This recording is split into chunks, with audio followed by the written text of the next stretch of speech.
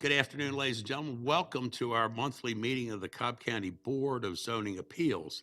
And as is our custom at this time, I'm going to ask Officer Ott if he would please come forward. Officer Ott is here to represent all our first responders here in Cobb County.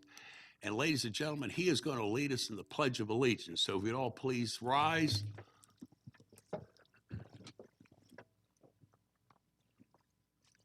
Allegiance to the flag of the United States of America and to the republic for which it stands, one nation, under God, indivisible, with liberty and justice for all.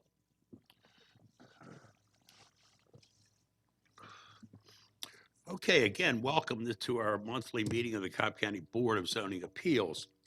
For those of you that are here for the first time, let me give you a little insight on how we're going to conduct the meeting today. The first thing that we're going to concern ourselves with is the consent agenda. These are applications that not only this board has reviewed, but our professional and engineering staff have reviewed. And to our knowledge, there's no known opposition to any of these particular cases. So as we go forward, Mr. John Peterson, our head zoning administrator, will read these cases into the record, and as he does and he calls for the applicant, he or she will raise your hand to be identified. Likewise, if there's anybody here in opposition to any of these cases, if you would raise your hand when the time comes for opposition, we will recognize, and if we do have anybody in opposition to these particular cases, we will move that case and hear it in its regular numeric order. Once we complete that, we're going to go into our continued cases. These are cases that we have heard and we've gone over last month. Also, at that time, once we finish the continued cases, we'll go into our held cases. And again, these cases have been heard, and we will go in each one of those cases. Once we complete that, then we'll get into our regular agenda. And again, the process in both the continued cases, the held cases, and the regular cases, the process will remain the same. Mr. Peterson will read these in the record. Again, you will identify yourselves. Those of you that are going to give testimony, you will be brought up to the front. Marjorie, our young lady, will swear you in. And then at that time, the applicant, he or she will have a 10-minute period to make their application known to this board. Likewise, and collectively, those in opposition will also have a 10-minute period to make their opposition known to this board. Now, remember, you only have a 10-minute period either way, so if you have more than one speaker, be cognizant of the fact that you only have a 10-minute period. All testimony will be given to the podium to my right, and with that said, Mr. Peterson, do you have any special announcements to make? Thank you, Mr. Chairman. There are two announcements before we start the hearing. I would like to ask everyone in today's audience, if you have a cell phone, please turn the volume off on your phones. When the phones ring, they do interfere with the broadcast and presentations. And there is one case on today's agenda which has been continued by the staff and will not be heard today. That's variance case V9 of 2020, CMC Logistics LLC.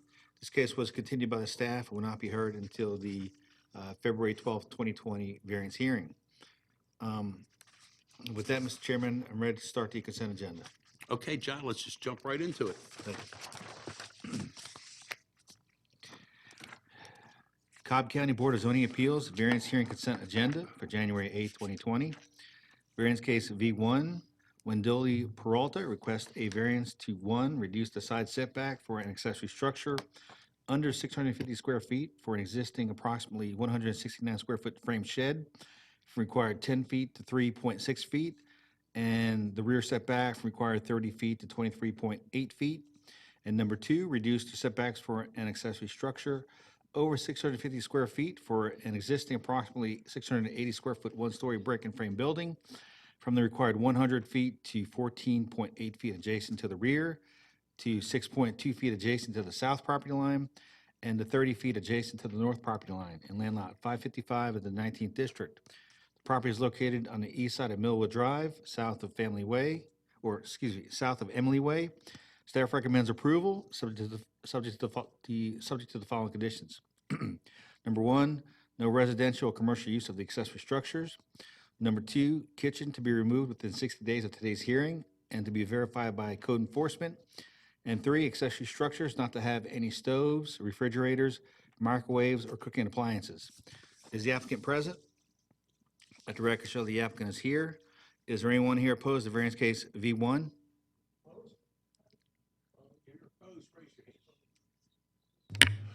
Okay, raise your hand. Oh, those that are opposed to case V1, please raise your hand. How we get a head count?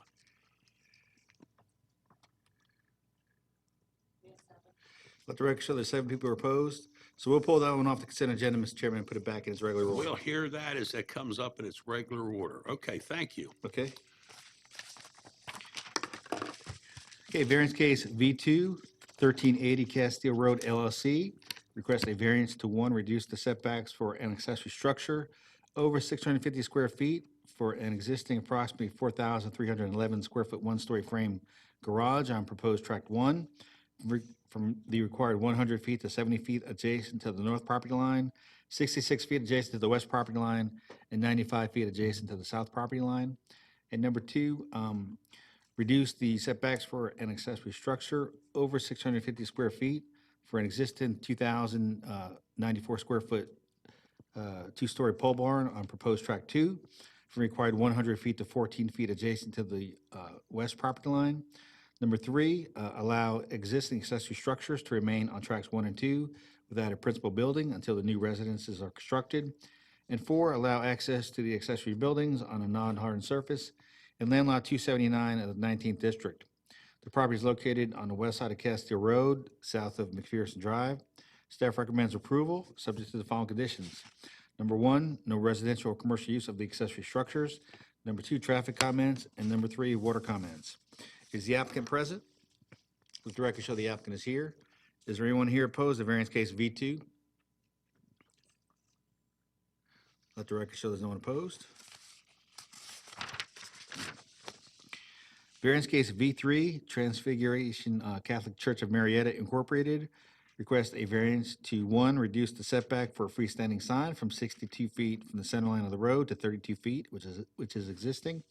And number 2, increase the maximum height of a freestanding sign from required 8 feet to 8.149 feet in land lots 306, 307, 342, and 343 of the 16th District. The property is located on the north side of Blackwell Road, directly across from Knight Road. Staff recommends approval, subject to the following stipulations. Number 1, traffic comments, and number 2, sign rendering contained in the variance analysis, with the zoning division manager approving any changes. Is the applicant present? Let the record show the applicant is here. Is there anyone here opposed to variance case V3? Let the record show there's no one opposed. Variance case V4, Bobby Sims requests a variance to reduce the side setback for required 35 feet to 28 feet in land lot 350 of the 16th District. The property is located on the west side of Kent Road, south of Coventry Drive. Staff recommends approval, subject to the following condition. Number 1, addition as shown on the site plan received November 4th, 2019. Is the applicant present? Let the record show the applicant is here. Is there anyone here opposed to variance case V4? Let the record show there's no one opposed. Variance case V5, John David Dashiel requests a variance to allow an accessory structure, a proposed pool to be to the side of the principal building in land lot 1097 of the 17th District. The property is located on the southeast side of Collins Drive, east of Atlantic Country Club Drive. Staff recommends approval, subject to the following conditions. Number 1, stormwater management comments. Is the applicant present? Let the record show the applicant is here. Is there anyone here opposed to variance case V5? Let the record show there's no one opposed.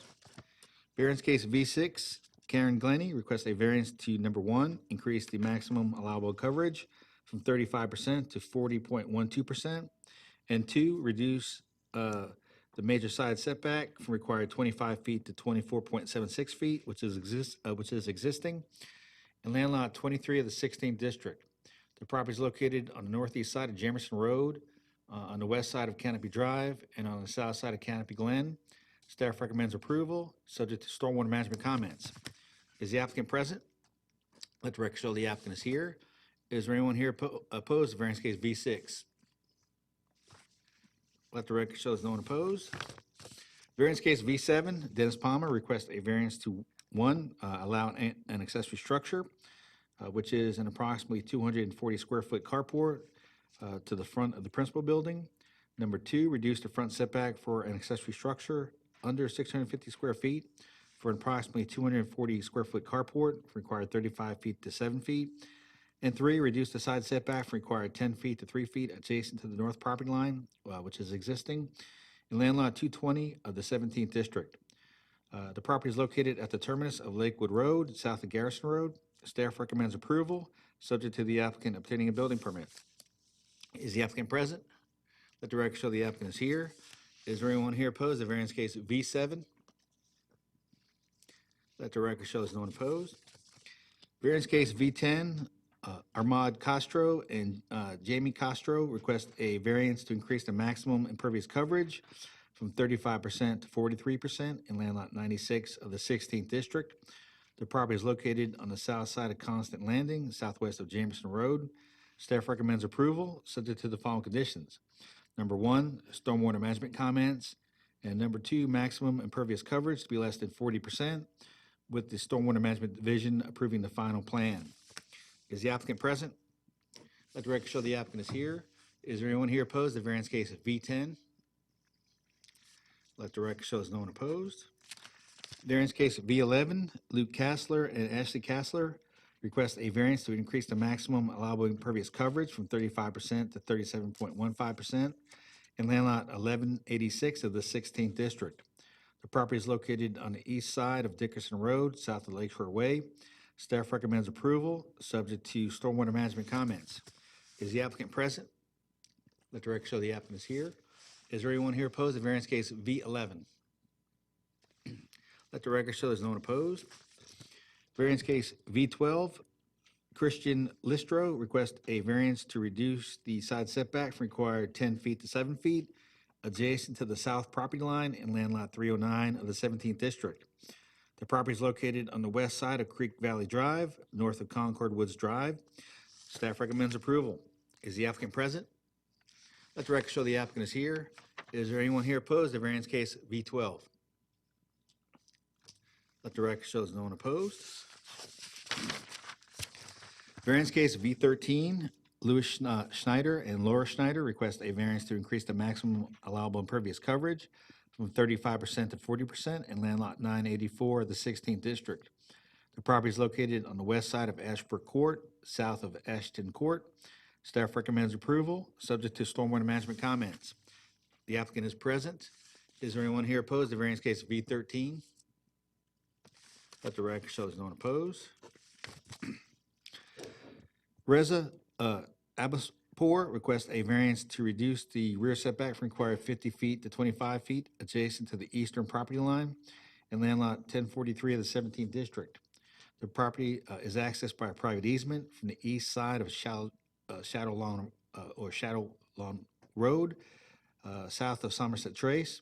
Staff recommends approval, subject to fire department comments. Is the applicant present? Let the record show the applicant is here. Is there anyone here opposed to variance case V14? Let the record show there's no one opposed.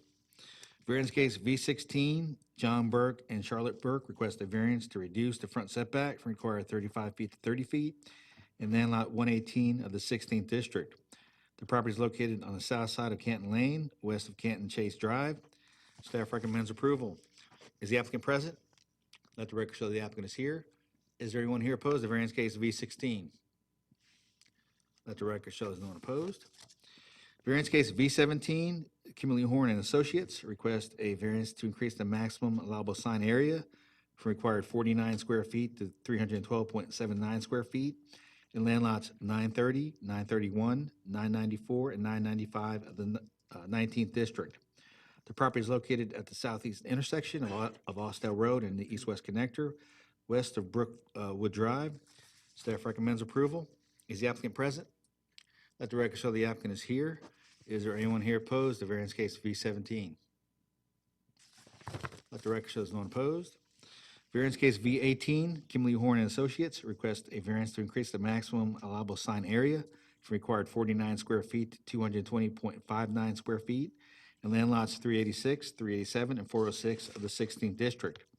The property is located at the southeast intersection of Sandy Plains Road and Shalford Road. Staff recommends approval. Is the applicant present? Let the record show the applicant is here. Is there anyone here opposed to variance case V18? Let the record show there's no one opposed.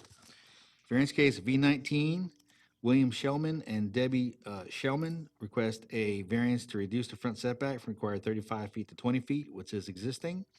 Number 2, reduce the side setback from required 10 feet to 3 feet adjacent to the south property line, which is existing. And number 3, allow maneuvering and/or parking of vehicles on a non-hardened and treated surface, which is an existing dirt drive, and then in land lots 282 and 295 of the 17th district. The property is located on the east side of Joyner Avenue, south of Austell Road. Staff recommends approval, subject to the following conditions. Number 1, stormwater management comments, and number 2, traffic comments. Is the applicant present? Is the applicant present for V19? Is there anyone here opposed to variance case V19? Madam Secretary, let's see if we can try to make a call and see if we can get the applicant in here before our close of business today. We will hold V19, John. Okay. Let's go to V20. Yes, sir. Variance case V20, Bernard Blecken request a variance to, number 1, reduce the rear setback from required 30 feet to 12 feet, and number 2, reduce the landscape screening buffer adjacent to residency zone property from required 40 feet to 5 feet along the rear southwest property line in land lot 370 of the 17th district. The property is located on the southwest side of Atlanta Road, south of Darwin Road. Staff recommends approval, subject to the following conditions. Number 1, stormwater management comments. Number 2, traffic comments. And number 3, sewer comments. Is the applicant present? Let the record show the applicant is here. Is there anyone here opposed to variance case of V20? Let the record show there's no one opposed. Variance case of V21, Calvary Baptist Church of Smyrna Incorporated request a variance to, number 1, increase the maximum height of a sign from required 8 feet to 13.65 feet. And number 2, increase the maximum sign area for an electronic sign from required 32 square feet to 53.39 square feet in land lot 519 of the 17th district. The property is located on the south side of Windy Hill Road and on the north side of Belmont Avenue. Staff recommends approval, subject to the following condition. Number 1, sign rendering contained in the variance analysis, with the zoning division manager approving any changes. The applicant is present. Is there anyone here opposed to variance case V21? Let the record show no one opposed. Variance case V22, Fowler Enterprises Atlanta LLC request a variance to reduce the side setback from required 15 feet to 10 feet adjacent to the north property line and land lot 212 of the 16th district. The property is located on the west side of Bells Ferry Road, south of Branford Way. Staff recommends approval. Is the applicant present?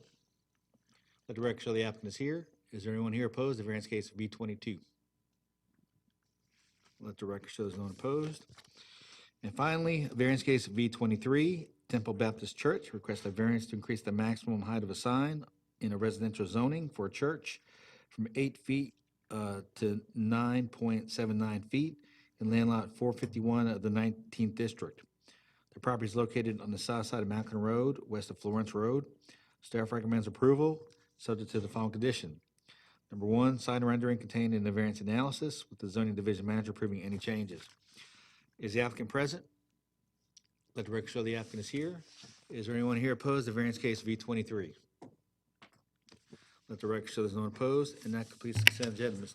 Chairman of the Board. Okay, it's back to this board with the exception of V1 that we will hear as it comes up, and V19, because the applicant is here, I'll entertain any comments or questions, or not hearing any of those, I'll entertain a motion for approval or Mr. Chairman? disapproval. What? No, we're good. We're okay, Yeah, John? we're good. Thank you. Are we gonna hear V19? Let me, Yes. the clerk talk to him and let her explain V19.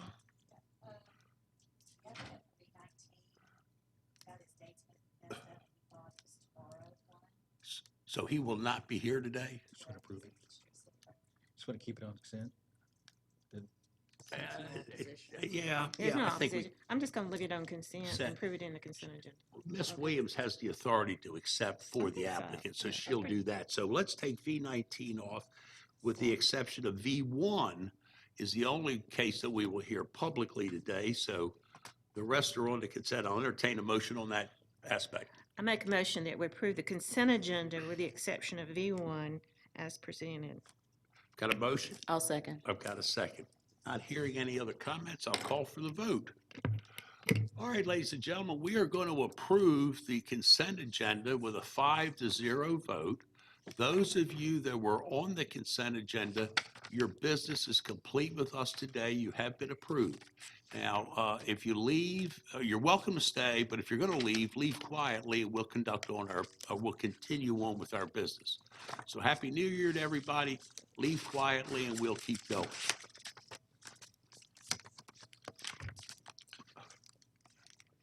Judy, that was very nice of you to take B19. Those poor folks don't have to come back. That's very good. Yeah. All right, John, tell me where I am, and the folks are about ready to go. We're going to move into the held case agenda right now. We're going to get held or a continued? Oh, you have held case. Held. Okay, continued case has already been discussed. All right, let's go to our held case. Okay, variance case V101, Vladimir Batlin requests a variance to number 1, reduce the rear setback from required 35 feet to 5 feet, which is existing. Number 2, allow an accessory structure or allow accessory structures, which are the existing pool and proposed shed, to be to the side of the principal building and closer to the side street right-of-way line than the principal building. Number 3, reduce the setbacks for an accessory structure over 650 square feet for an approximately 875 square foot shed from required 100 feet to 5 feet adjacent to the north property line, to 30 feet adjacent to the west property line, and then 96 feet adjacent to the south property line. And number 4, increase the maximum height of a fence from 8 feet, increase the maximum height of a fence from 6 feet to 8 feet in land lot 278 of the 20th district. The property is located on the north side and east side of Stony Acres Drive, west of Frank Kirk Road. Is the applicant present? Let the record show the applicant is here. Is there anyone here opposed to variance case V101? Okay, Please keep raise your hands raised and we get a head count. Keep your hands raised.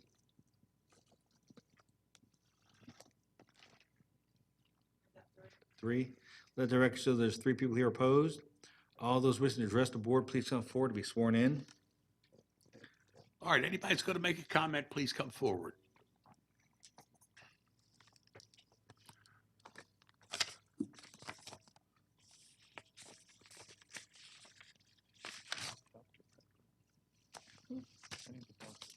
Okay, if you want to, Okay, today, I'm I sorry, tell you what, let me start off like Sure. this. First of all, let me get your name for the purpose of the Jessa record. Batlin. And the gentleman that's next to you. My name is Colin Belair. All right, let me bring everybody kind of up to date. We've heard this case twice. We've held it twice, so we're pretty. This board is pretty familiar with what the objectives are and what the asking is and what the opposition is. If you want to start, you can tell us whatever you like, Certainly. but maybe you want to bring us up to date on where you and the opposition stand at this time. Sure. Go right So ahead. we have come to an agreement with the board's approval that we will re-side the building with hardy plank siding on all 4 sides. We're going to install 2 windows to give the building a little bit more of a residential appearance with shutters to match the home itself. We are going to paint the garage doors 1 foot from the top to match the siding, so it appears to have a shorter height. Thank you. And the rest of the garage doors will be painted to have a more residential appearance. We're going to remove the wood. I'm sorry, did you have a question? So, Oh, right ahead. okay. We're going to remove the wood from the west side of the building onto the east side of the building where it's not visible from the street.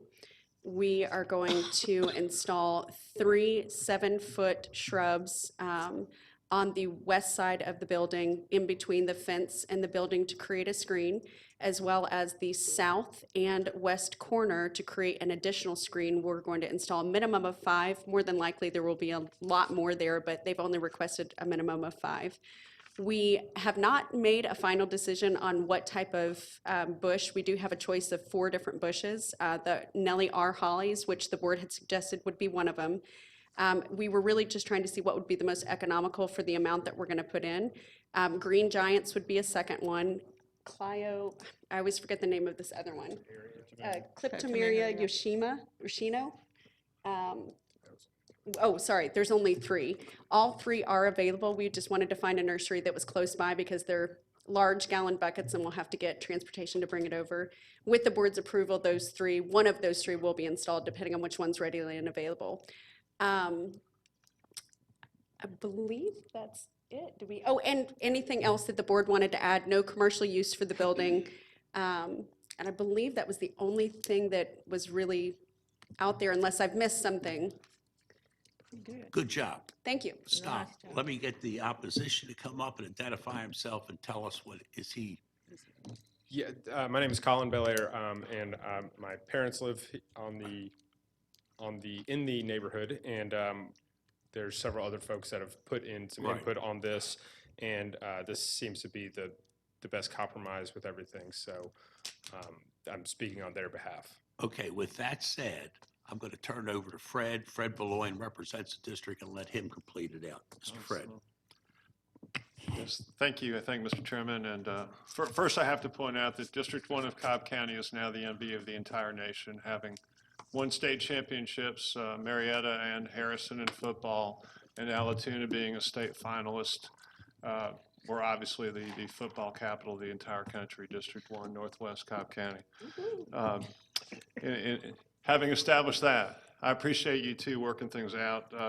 To this degree, I'll just go down the list and have just a couple of questions just to make sure I've got it clear so I can make the motion correctly.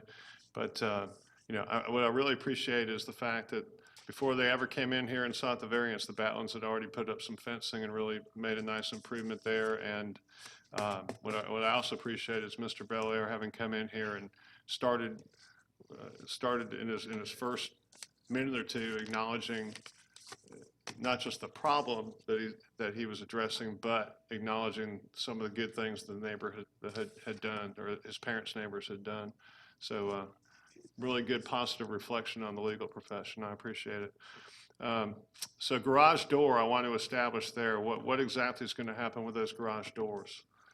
Is it okay? Sure, why don't you start? The garage door height at this point is 9 feet tall. Instead of replacing the garage doors with an 8-foot tall, or a garage door with 8 feet height, we had compromised and said that we would paint the top first foot so that it appeared to have an 8-foot height to it. It was a very costly swap out to reframe the opening and put new garage doors in was upward of $5,000. And so we were trying to find the most economical compromise and make it appear to be up close. You probably will not, you will be very well aware that it is not 8 feet tall, but from a distance, we're hoping that it'll have the appearance of a residential garage door by painting some sort of barn design on it. Something that will appear more residential and more appealing from a distance. Barn design. This is all new to me, and I'm not an architect, and didn't even stay at a Holiday Inn Express last night, so I'm just trying to do the best I can here. Ouch. But okay. Would it be helpful if I showed a picture of it? I think If I'd you forwarded have those one. to the board. Yes, sir, I'll look for it. Okay, that'd be great. Are you going to have any hardware on it at all? Any handles or things to make it look like a carriage house? Or That was not the intention. Okay. I don't know if it would be doable. There is hardware at the bottom, which we could paint maybe an oil rub bronze color or dark brown so that it appears to have a handle on it, or leave it the color of the design, whatever the board would like. I just don't know that, I understand what you're saying in the middle, to have something that appears to have like door handles so that it looks like more like a barn door, but I don't know that it would go through the opening the way that it rolls up. I'm afraid that it would. Okay. Point 2, hardy plank, and it'll be painted. Hardy plank 4 sides Oh, of course, the painted. same color as the home. That's outstanding. And two windows on west side. That's fine. They're going to be residential in appearance. Absolutely. We were considering we are going to put shutters to match the home as well. If I can find a nice window box, that would be my goal, is to put a window box under it so that it has a nice look to it. Okay. Shutters, I'll add that. Okay, I think I have it on the trees. Is there anything else we need to cover? Colin? There were the recommendations in the final analysis report that the county provided. I just wanted to make sure those were covered. Also, there's not a driveway there currently, and we discussed that if they intend to put one in the future, that they'll do what, go through, if permits are required or whatever's required, I don't know what's required, but whatever's required, that they would do that if that's something that they do in the future. And then just there was these 5 or so that Second driveway would have to be. there was a little bit of unclear language from the county on the traffic with regard to the fence, because this recommendation was made right after the fence was replaced, and so it said this should be implemented when the fence is modified or replaced, which probably won't happen for 40 more years or so. And then the rest of the development inspections, site plan review, and the stormwater management that the county put in there. I just wanted to make sure those were covered. And I believe the timeline that the Batlins think that they can complete all of this is about 60 days. Is that correct? Yes. Okay. And so there was a few other, can you change put up the original variance request on the screen? Yes, not the site plan, the actual, the words. I'll bring my book down if I have to. It was Well, up there. we could- I guess there was some question about there's another pool building, I guess, you're planning on putting up that's part of this, is that correct? No. Oh. I'm not sure what you're talking about.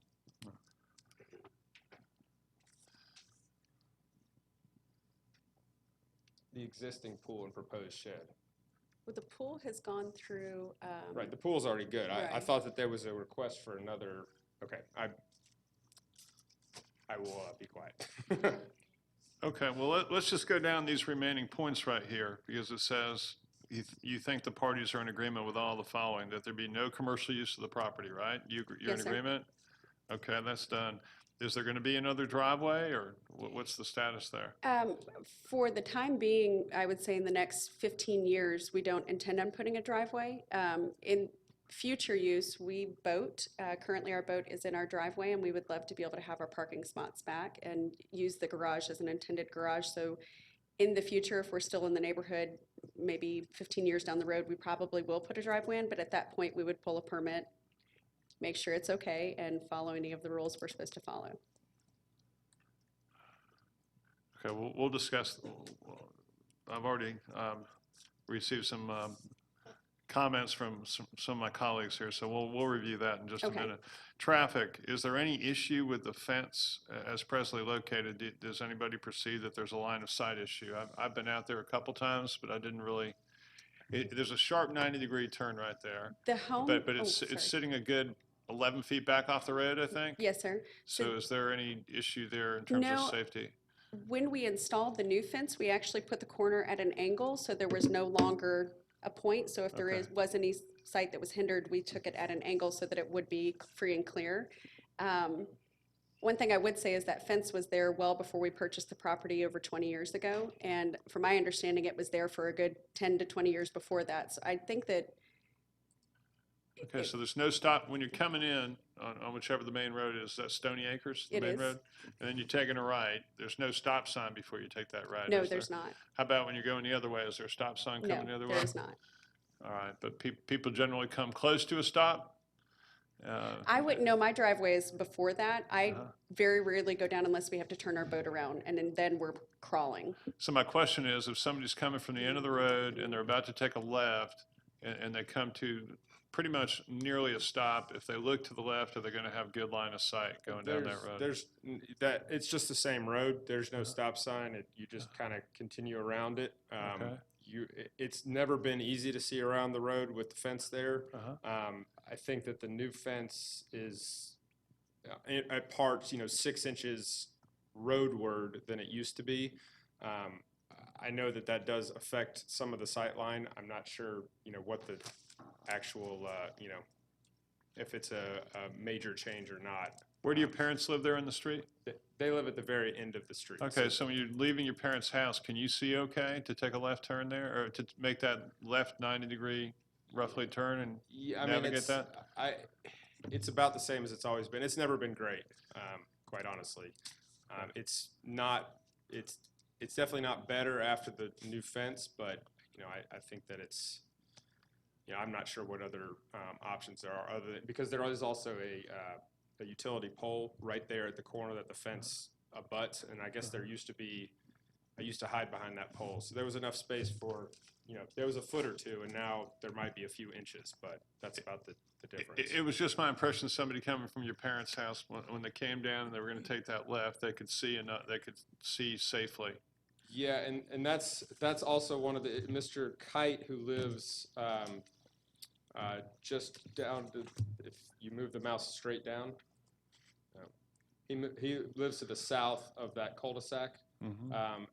They kind of have to take a left into that cul-de-sac, and he has told me, I've never driven that way, because I don't have any reason to go directly that way, but he says that it's hard for them to kind of take that left because of that fence there. But that being said, I'm not sure what, you know, what all could be done other than move the fence back a foot or so, but it's been there for, you know, 40 years, the fence. Okay. Is, these other comments you took basically from the staff comments? That's correct. They were cut and pasted from I think that's what we got the last month when we were here. Okay. All right. I think I'm prepared to discuss it first before I make a motion. I think I'd rather just get any comments from Any rest of comments the from board? board members? Nobody has it. Go right ahead. Okay, then let me just ask staff first. Council Peterson, do these continue to be the staff comments as shown here? Are you talking about for all the county departments? Yes. Those are current, as far as I know, Commissioner Boulogne. You may want to ask each department, though, if the comments still are in effect. You know, we got a DOT person here, we have a stormwater person, and that's really about it. Okay. Amy, would you like to comment on traffic?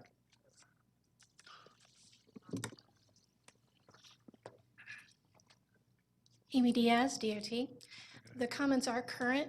We understand that that fence is there now and has been there for a very long time, but when it is in the future replaced or modified, we would like an improved sightline because the sight distance is limited on that corner going around, actually in either direction. Thank you. Okay, and Mr. Braden, stormwater, any changes? No changes. Okay. All right, you folks can have a seat, and I'll go ahead and try to make a motion, and my colleagues will bear me up when I fall off the path here. Give me the number on this. 101. Good. I just want to see if the staff comments jibe completely.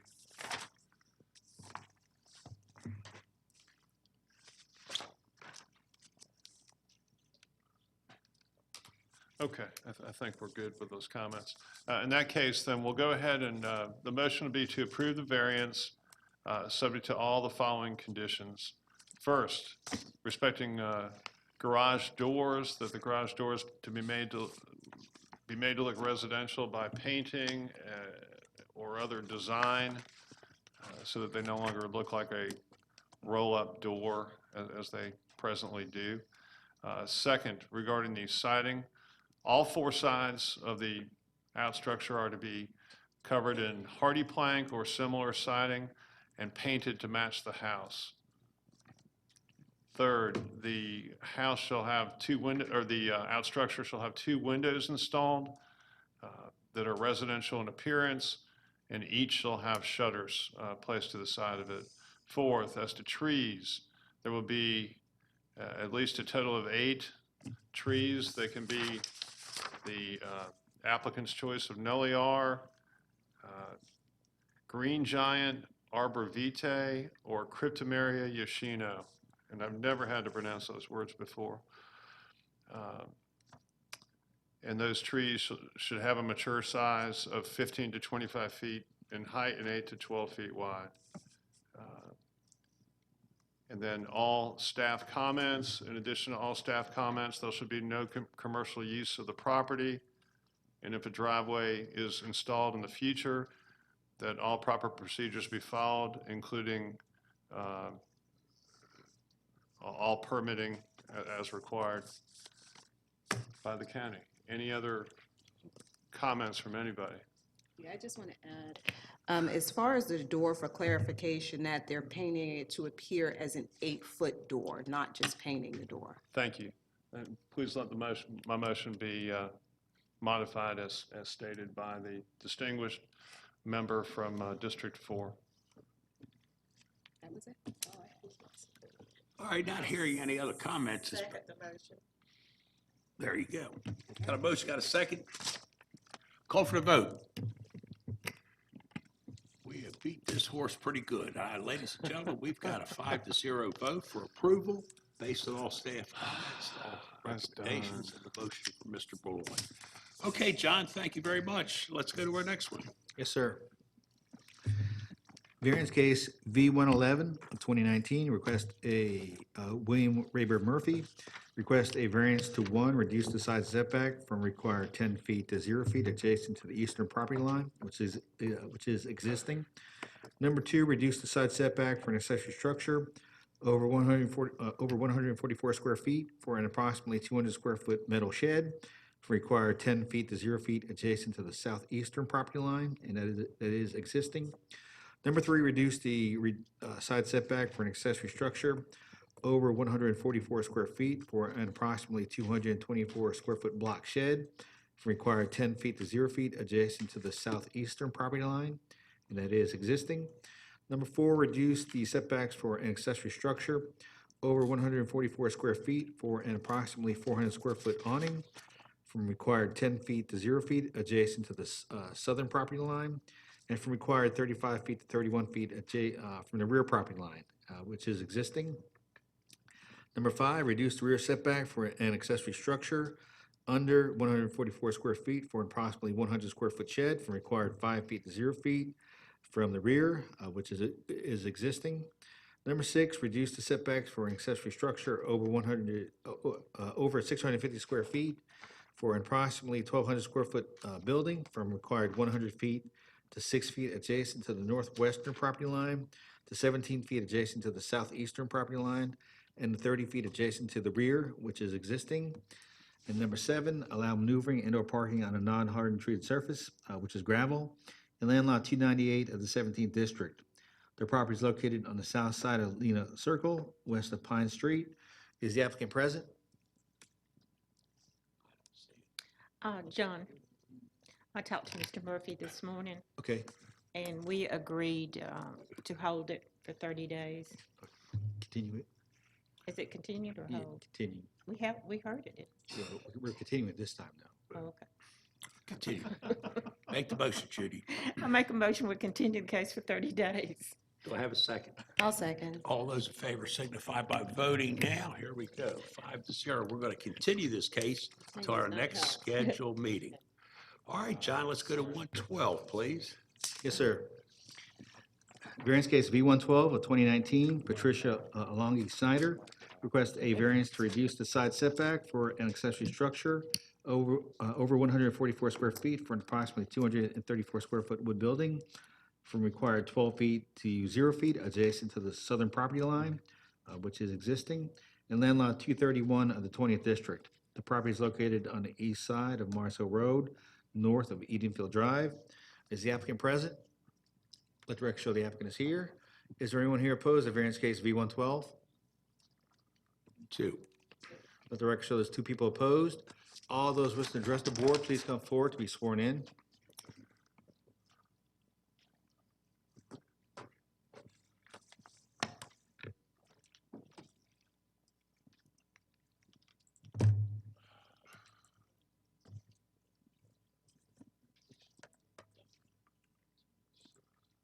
All right, the applicant come forward, please.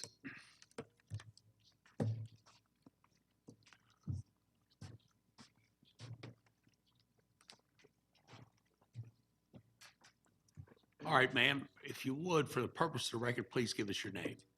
Patricia Alonji Snyder. And the This gentleman, is my son, Andrew. Andrew, would you please come up to the microphone, tell us who you are? Yes, my name is Andrew Hall. I'm her son. Okay. All right, go right ahead, tell us what you want now. I am asking for a 0 setback for a shed that has been placed on our property for a very long time. You guys heard me last month Yeah, but discuss it. you tell us whatever you like, you got a Okay. 10-minute period. So I have some copies here in case, If you can you just guys pass see that, the just slide? pass that, if you want to hand us anything, just pass it down to the clerk and she'll take care of that.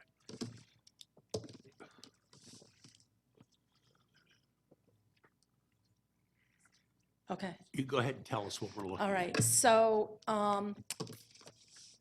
starting from the beginning, my husband received a letter in 2015 from the neighbor, Mr. Head, stating that he had a survey done and our shed was over his property line 4 feet.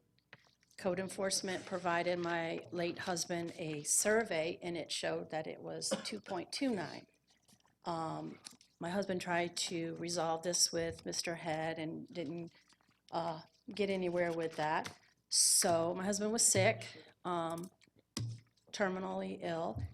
I went ahead and moved the shed 7 feet, 4 inches and notified code enforcement and never heard anything back until 2019. Here is a letter that came from that my husband had from Mr. Head saying that he had a survey done and the shed was 4 feet over.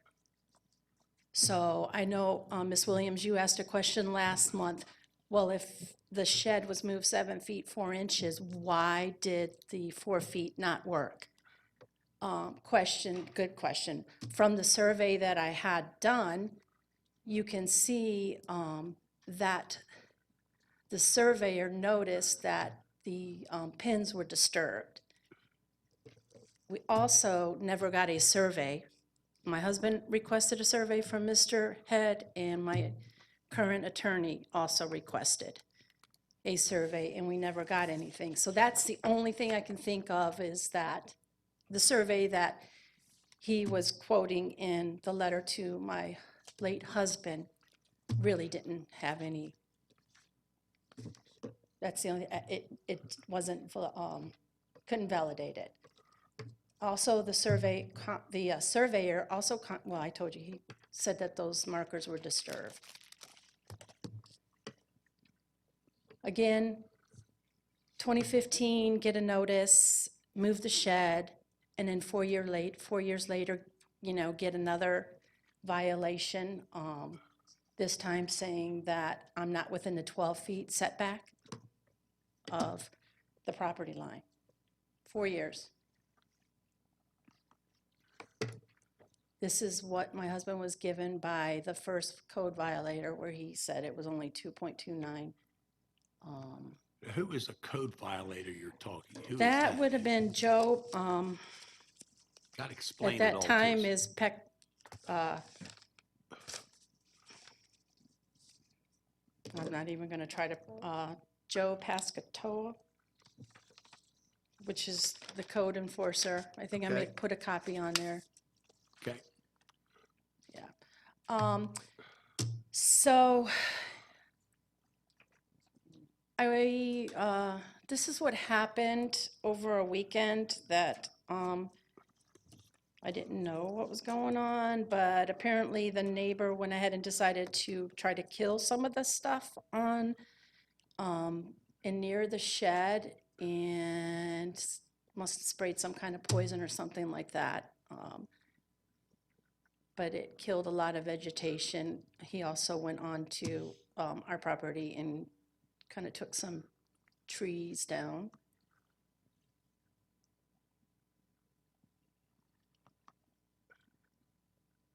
So another thing too is that I have a 100-foot buffer, undisturbed buffer behind the shed. Also, there is a strain or a storm drainage issue on that property, and I believe it, let me see if I put it in here.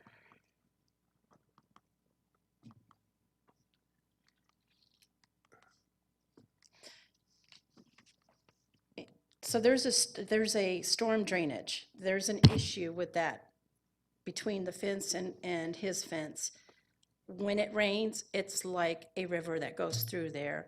And I was told when I called the county that there was a 50-foot setback, that nothing could be done with that property. So it's basically useless to try to build on it. You're going to alter the way that the subdivision was built with that storm drainage.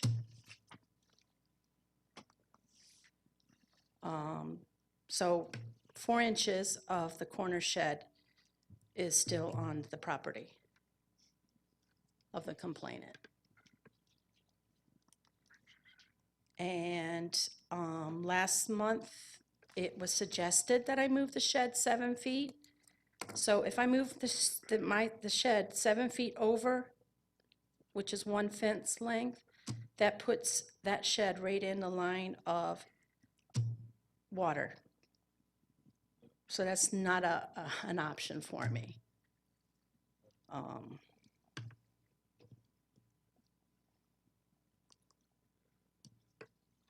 Oh, this is the storm drainage 50-foot setback for that subdivision. And the shed, really, you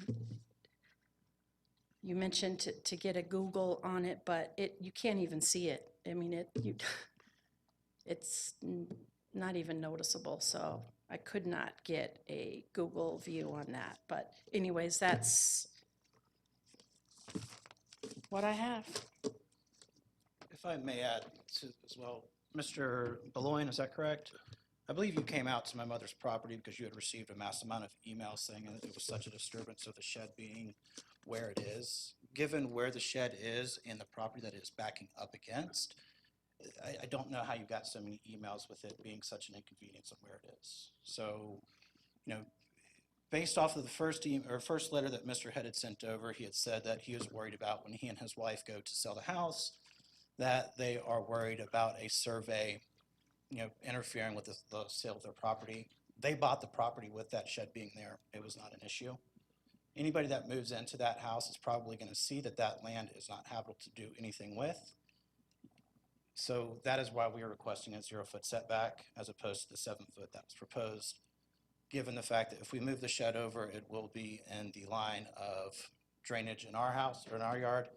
And it just would be a financial burden that my mom could not take on at this time. So just wanted to add that. All right, you got a minute and a half. Anything else you want to tell us?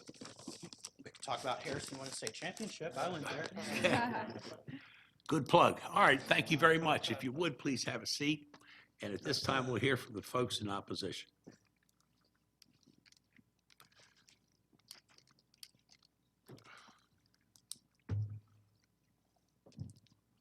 All right, sir, we're going to start off with you. If you would, please give me your name for the record. My name is Martin Head. Okay, and the next gentleman. Yes, sir. My name is Paul Ellis. I'm an attorney for Martin Head. Okay, go right ahead, guys. You got 10 minutes. All right. Thank you, Board. My name is Paul Ellison. Like I said, I first wanted to introduce ourselves, which we've done. The application says that the applicant moved the building at least 7 foot by our own admission. What we're here today is to ask that she's agreed to move that building at least 7 foot once before. It doesn't appear that she has done so, and we're asking that that we maintain the community standards of moving that building to the required 15-foot buffer, or the required 15-foot setback. As far as the allegations there being a 50-foot buffer, there's no survey that I'm aware of that shows any designated buffer.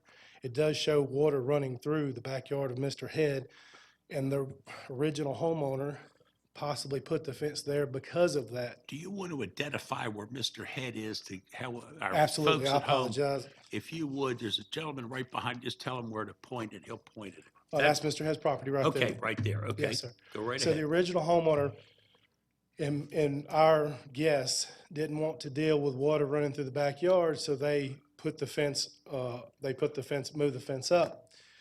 My client wishes to, because of increased property values and the nature of having big backyards and resale value, would like to move his fence to his property line.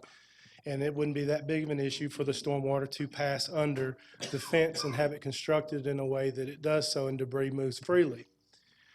So there's no, do I have control to move? No, sir, you Oh. have just described it. Okay, the plat that was brought up, the applicant brought up the plat. Yes, where she's describing a 50-foot buffer. That was her. Okay, I apologize. There's no plat stating a 50-foot buffer on record in the county or any of the county records, so there's nothing keeping my client from placing a fence on his property all the way to where this building is. I believe it's one, right? No, keep going. I swear I saw a plat that she referenced that at 50, right there. If you're looking at that piece of property, there's nothing that references a 50-foot buffer. Now, what piece of property? Is it number 47, 46? Tell us which piece it is. Yes, it would be 5968. 5968. I can't. 47. Yeah, 47, okay. Okay. Yeah, so what we're asking is that of course, the community standards maintain that a 15-foot buffer, and that's all we're asking is the county just to have that building move backwards, 12-foot backwards off the property line. The applicant says that one of the reasons is financial hardship on her application by her own application. My client will possibly suffer financial hardship due to reduced property value as well. And not only that, but the other neighbors in the neighborhood that adjoin and back up to this property and have to look at this building. Another reason we are asking to deny the zero setback is because you have to trespass onto my client's property just to maintain the building. The building right now is not being maintained. There's a trim or some kind of soffit that has fallen off the building, and we have pictures of that if you'd like to see. You'd Yes. like to see that? All right, let me grab that real quick.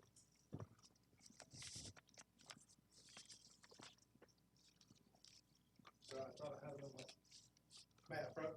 No, no. Just give it to the gentleman there. He'll put it all up.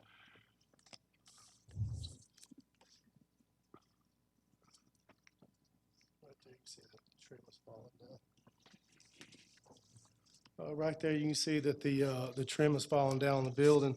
Another one is the homeowner is not so inclined to take care of what faces the back of her, faces to the back of her. Everything you can see. I'll tell you what, let me stop you a second. All right, Let I'm me sorry. give you a microphone and a pointer, and then you can go up to that picture and point out as you're discussing that building. That way we'll understand, and the folks at home will understand what we're looking at. Go to the picture. Oh, okay, I'm sorry. There you go. Right here, you can tell whether soffit or some kind of trim or something like that is hanging down and has not been repaired. Also, you notice that this part of the building hasn't been painted, although the applicant sees has been painted. Can you identify where your client's property is on that picture? How we get a fair representation of what's there? My client's property is right here. And where's the property line come? It comes right up to The the property line building? comes right to that fence, and then this back right-hand corner is about 4 or 5 inches over the property line of my client. Okay, go right ahead.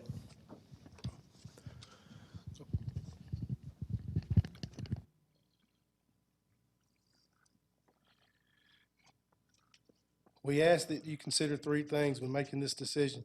Just to uphold the code for any auxiliary buildings between 144 and 650 square foot as per the county code. And consider that this not be a punitive measure, but just be a community standard and good for the public good. And that's all that we ask, unless my client has anything else he would like to add. Anything else, sir? I think you covered it. Anything else? You've got 3 minutes left. Anything else you'd like to tell us? No, sir. All right, for the purpose of the record, is anybody here who wishes to speak in opposition to case V-112? Hearing and not seeing anybody, it's back to this board for discussion.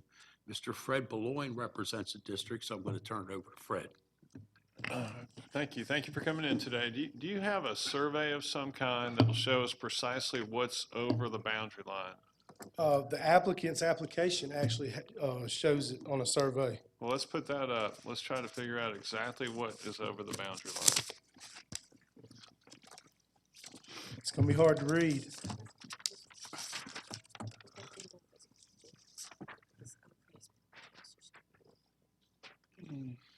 Probably. I've circled it with blue ink. There's a little line there that the Okay, well, survey why don't you wrote. why don't you get the pointer? I'm sorry. And let's, how we all understand. Got to remember, there's thousands of people sitting at home watching this show, so we got to make sure they understand what's going on too. Circled right here with blue ink that shows that the surveyor, when they made the survey, and it says point 0.4, and it shows the corner of the building is over the property line by 0.4 feet. 4 feet or 4 inches? 0.4 feet. So it's inches. So it's 4 inches. 4 inches. No, it'd be out of 10, so it'd be like almost 4.5, 5. I'm not getting technical. I'm a lawyer, not a mathematician, but it'd be 0.4 feet. 0.4 feet. Yeah, out of 12 inches. Okay, Fred. So that's about 5 inches, right? And that's just one corner. Is there anything else that's over the property line other than that one corner of the shed? The fence. The fence and that one little jog to the fence, that's it? Yes, sir. And that's over by 2.0 feet? Yes, sir. Okay. All right, I think I can move on for, let me just ask one question of stormwater here, and then I can move to the applicant. You folks can have a seat.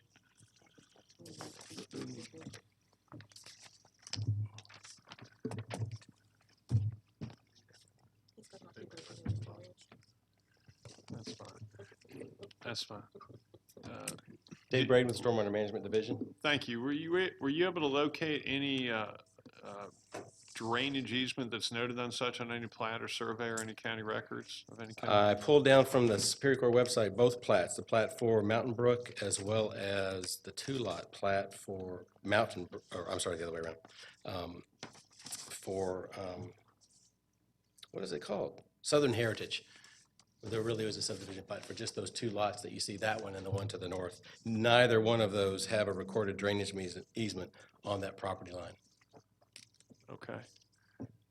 Thank you. And so effectively, that just operates as a low point or swale that allows water to run? There's drainage that flows through there, but it's not recorded on a drainage easement, right? Now, there is on the plat for the applicant's lot, which is the Southern Heritage subdivision, it's not 50 feet, but there's actually a 100-foot undisturbed vegetative buffer at the rear of that lot, not on the side, but it's at the rear of the back. So, yeah, on the end, that's right.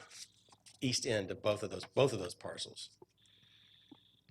But not a drainage easement, just an undisturbed buffer. Yeah. Okay. Thank you. Let me, Before I'm sorry, go David ahead. leaves, Go ahead, does sure. anybody else have a question for Mr. Braden? Thank you, Mr. Braden. Thanks. Thank you. And I apologize for doing this, but if I could get Mr. Head and his counsel back up here for just a couple more questions.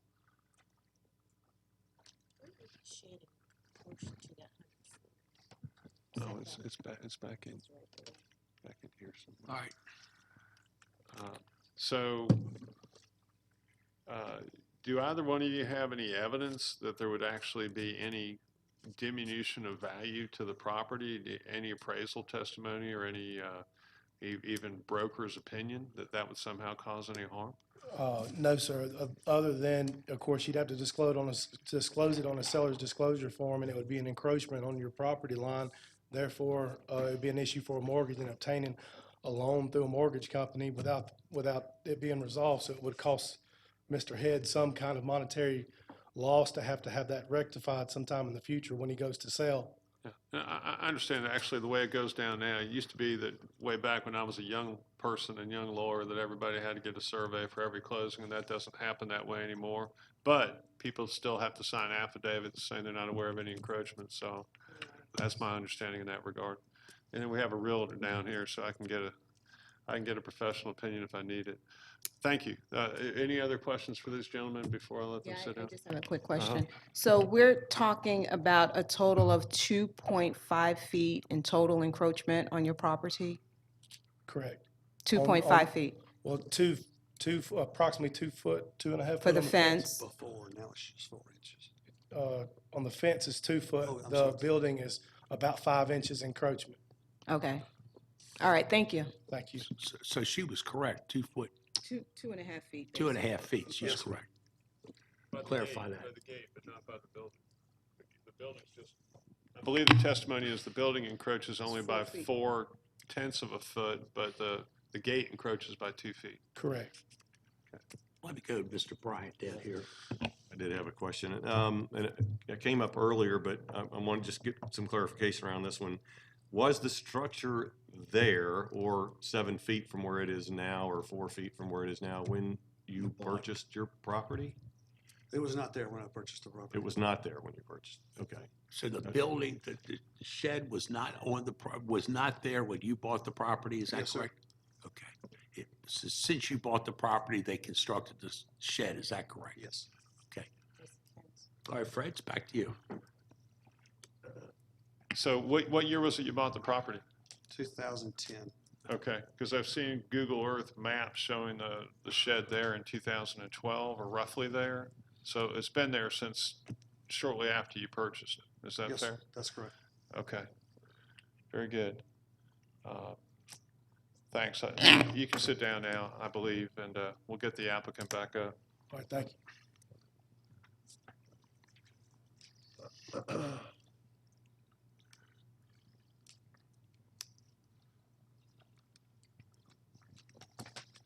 Could I ask you to go back to that picture that showed the water going across the front of the shed? That there's kind of you have a little swell on the other side?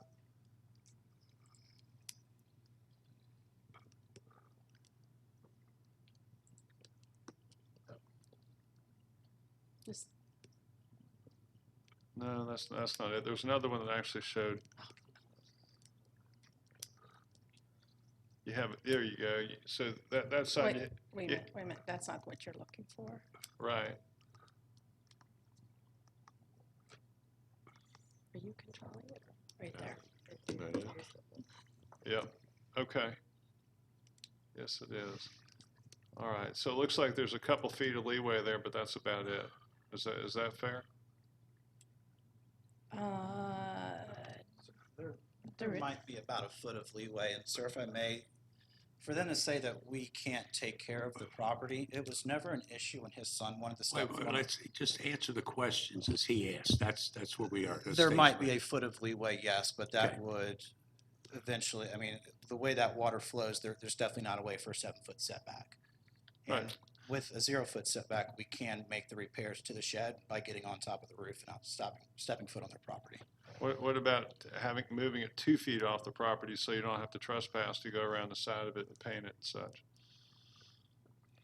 So I guess 2 feet, it's not 2 feet on the property, are you saying move the shed 2 feet? Is Move that the what you- shed a total, well, it'd be just over 2 feet so that you could actually walk around the side of the property without walking on your neighbor's property, because he wants to put a fence up, so.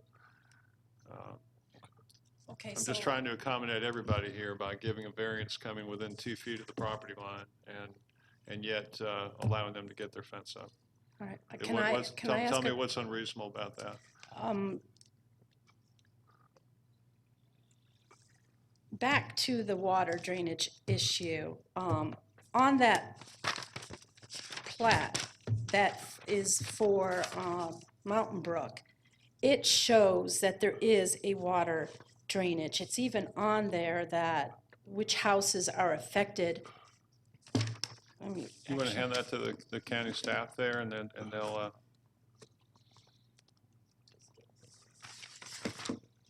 Actually, I did not. We can put You wanna that put it up, up there? we can put it up for you. The question he had asked is, why can't you move it 2 feet to be in compliance? You haven't answered that question. Because I'm gonna be right in water, the shed will be right into the water. Okay. Right here. Oh, We'll give you a Where? microphone and a pointer, and you can tell us. Right here is where the drainage was put in. Oh, thank you. And it shows on this, well, I threw that copy up there, but the drainage starts from the first house closest to Mars Hill Road and goes down and then cuts in and then goes to a creek. And for where is water your, drainage. where is So your I'm not sure property? why- Where is your property, ma'am? Can you show My us? property's right here. Okay. My property is right here. Now, I do know that several people in that subdivision were our original owners, and they recall that drainage going in.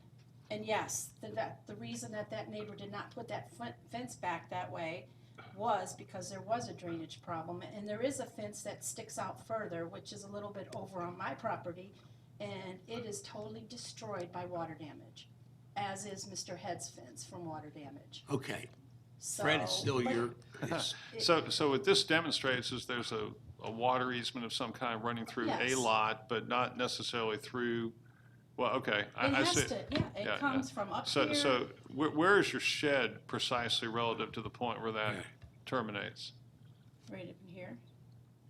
Okay, well, that's not really pertinent to the location of the shed then, is it? So I think what you're asking is why can't you move it 2 feet to avoid the drainage? So if we can go back a picture. All right, hold on. Sorry. I'll need the microphone. Or take it down? So if we look at this picture right here, sir, you can see the one on the right is a Photoshop if the shed were to be moved over 7 feet. In comparison to where the photo on the left is where the shed is now currently. If we do move it over 7 feet, if we move it over 2 feet, it's going to be right in the flow of that water that goes through the backyard there, which is essentially going to flood the shed out. Well, you could bring in dirt and you could move that swale, you could basically move that swale a foot to the left per this picture. I don't think it'd be all that burdensome. Okay, I think I've got a pretty good idea where we're going. You can have a seat, unless anybody else has any questions. okay. Okay, so, We're ready for a motion.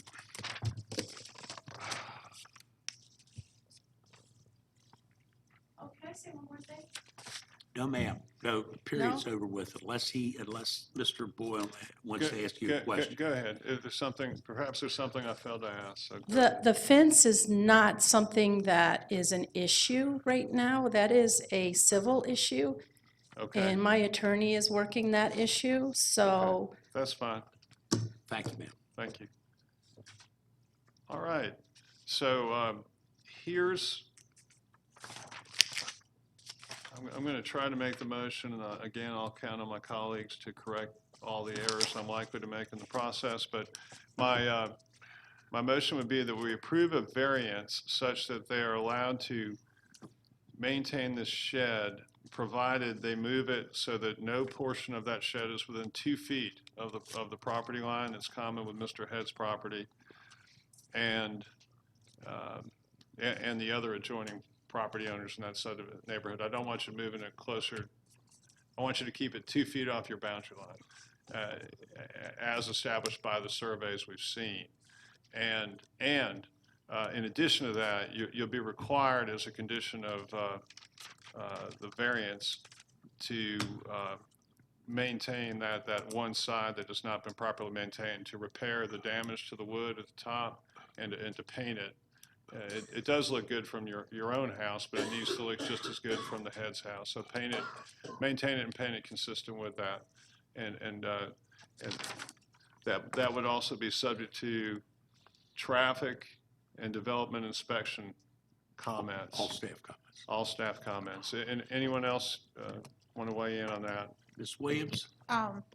What kind of time frame are you gonna do? I think within 90 days to complete the work. Okay.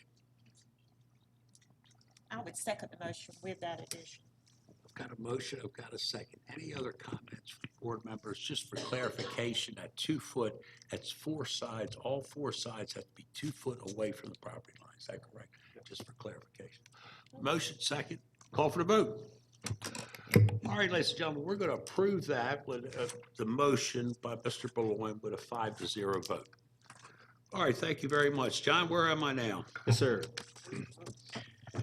Variance case V1, Wendoli Peralta request a variance to, number one, reduce the side setback for an accessory structure under 650 square feet for an approximately 169 square foot frame shed from the required 10 feet to 3.6 feet, and the rear setback from required 30 feet to 23.8 feet. And number two, reduce the setbacks for an accessory structure over 650 square feet for an existing approximately 680 square foot, one-story frame and brick building, required 100 feet to 14.8 feet adjacent to the rear, 6.2 feet adjacent to the south property line, and 30 feet adjacent to the north property line in land lot 555 in the 19th district. The property is located on the east side of Millwood Drive, south of Emily Way. There were 7 people here earlier opposed. The applicant is here. Anyone wishing to address the board, please come forward to be sworn in. So we need the applicant in opposition. Okay, anybody that wants to wish to speak, all you folks want to talk, please come forward. We'll get you all sworn in at one time. We have 7 people in opposition.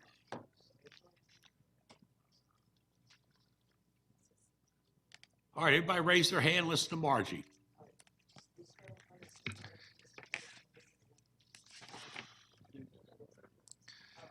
And before we start, Mr. Chairman, has anyone in this room found or picked up a cell phone within the last hour or two? No? Thank you. Okay, those folks that are here, the applicant, if you would come forward, please. Okay, now for the purpose of the record, young lady, give me your name, please, first. My name is Vanessa. Speaking of the microphone. Vanessa And your last name? Patino. Okay. And ma'am, would you give me your name, please? My name is Wendoli Peralta. Okay, tell us what you want. ¿Qué es lo que quiere de la casa? Sorry, no speak English. Okay, translator? Yes. Okay, that's fine. Stand a little closer to the microphone. Just take your time. Tell us what this lady's asking us to do, ¿Qué es lo que or usted what she quiere? wants us to do. ¿Qué es lo que usted quiere que hacer de la propiedad? ¿Qué es lo que ellos quieren que haga? En realidad yo la propiedad la tengo como storage, no está habitada y pues yo no quiero pues tirarla porque no tengo dinero para moverla. Okay. Basically, she says that the house, well, the addition she has in the back is just for storage. She doesn't have any plans for it, but she doesn't have any plans. She just wants to keep it there because she doesn't have the money to move it, you know? Okay, now let's explain to everybody. First of all, this is not the living house. This is a little workshop in the back. Is that correct? Es como un tipo workshop atrás, ¿o qué es? Or it's a little building in the back. I'm Es using the un word edificio, workshop. ¿o qué es? No, pues es como un pequeño estudio con baño. It's like a little small studio with a bathroom. Okay, and what does she want to use that little studio for? ¿Para qué lo quiere usar? Dile que yo no lo hice, lo hizo mi esposo y que yo no lo uso más que como bodega. She said she doesn't use it. The one that was using it right there was her ex-husband. I'm sorry, honey, I got interrupted. Tell me again. She says she doesn't use it. Basically, she would use it, but just as the storage. The one that was using that was her ex-husband. Okay, Yeah. okay.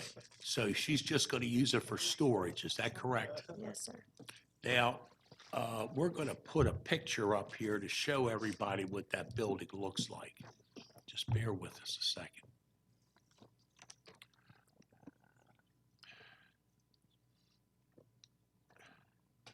Is that the little building that we're talking about behind your house? Yes. Yes, okay. So you're going to use it for storage. When Mr. Peterson read into the record for all the folks that are here in opposition, he clearly stated that it could not be used for any living purposes. They couldn't put refrigerators in there, microwaves in there, couldn't put sinks in there. So it's not going to be used for a kitchen in any way, shape, or form, or for any living in there. Is that correct? Is anybody going to live in that building? No, nobody's gonna live in that building. Okay. Is there anything, I'm getting way ahead of myself here. I really need to turn this over to Miss Monique Sheffield, but is there anything else you'd like to tell us? ¿Algo más que quiera agregar ahí? Que no tiene refrigerador, ni cocina, ni estufa y no está habitable. Yeah, basically that nobody's gonna live there. It doesn't even have like a stove, fridge, or anything that was right there listed. Okay. Anything else for the record you want to tell Algo us? Que decimos algo de los No, that would be all. Okay, if you would, go have a seat, and we'll hear from the opposition now. Any of you, who wants to start speaking first? Come on, young lady. And who's going to be next? The next person start to come up. Give us your name, please, ma'am. Hi, Happy New Year. My name is Eugenia Giddens. I live at 944 right in front of them. I have some pictures here. I am so sorry for them, but I also believe you have the neighbors you want to have if you do the right things. They've been living in this house up until April, April 2019, Easter week, when they had another dumpster. The house was built approximately, I didn't put these things on papers. I did not. Slow down a little bit. Go a little bit I slower. want to give time to other people who Oh, can don't speak worry in about page that. We'll terms. just go a little bit slower. We'll get all the The time. house was built, it's a house. They had renters there. So this building was built approximately October or November of 2018. According to Marietta Building Department, they claim it's an office. About 1 year and a half in my life, in our neighborhood, but in front of my house, cars started to appear. 15 people living in that house.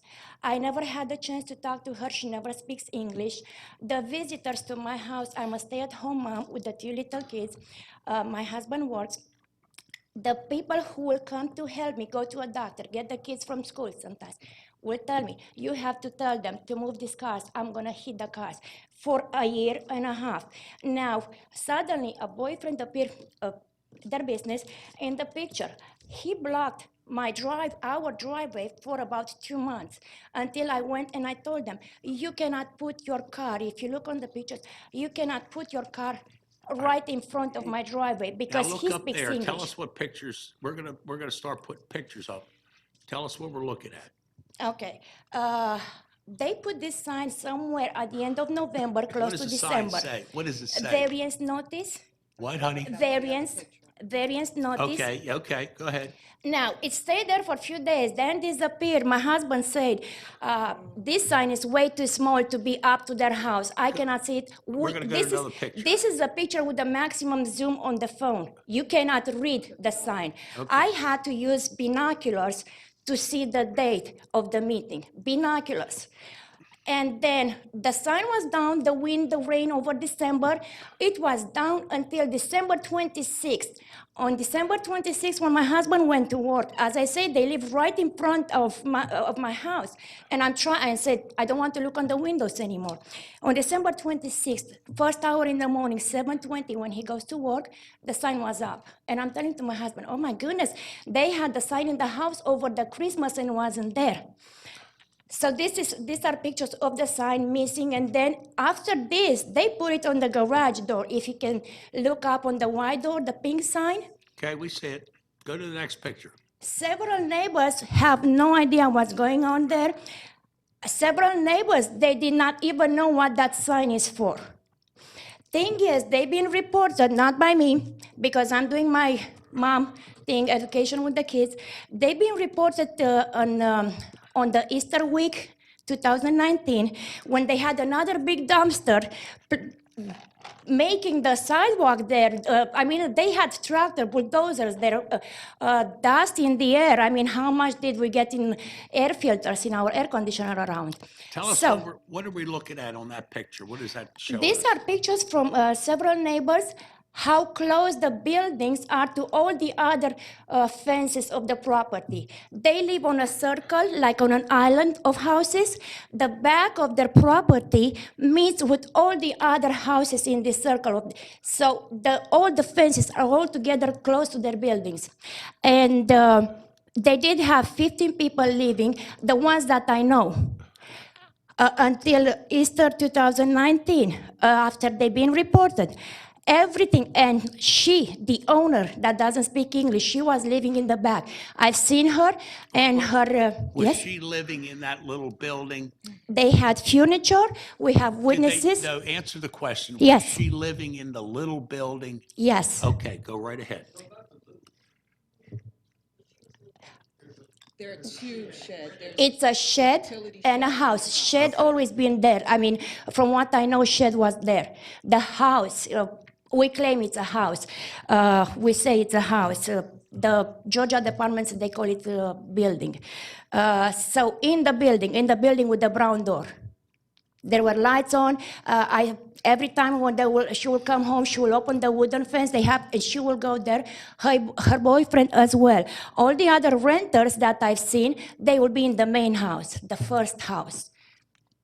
And this was going on for 1 year and a half. Okay, now, is there More. anything you want, because I gotta let somebody else Yes, speak. yes, I Anything else will. you want to tell us briefly?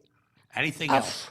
I do not want 7 cars again in front of my property. Okay. It's not only them doing that, as we know, it's a normal thing these days, but this building brings more cluster of cars and Okay. 15 or 20 people. Anything else? No. Good. Thank you. Next speaker. Thank you. Good job. All right, the next speaker that's going to speak after him can start to come up too. Go ahead, sir. Give us your name. My please. name is Tom Wilkinson. I live across the street from this house, Show us where you live, Tom. Directly across the street? well, just down a little bit. Yes. There? Can I point? No, he's got to do it behind you. If you keep looking at the little cursor, he'll move it around. Yeah, you see there's a driveway right there. This one. I'm way back in the woods. Left.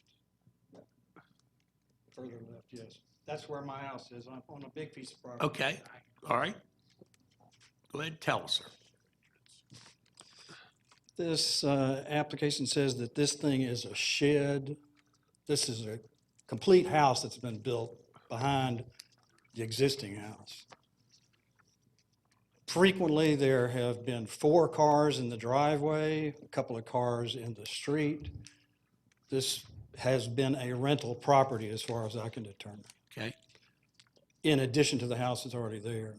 The thing was built without any kind of permit, no permit at all.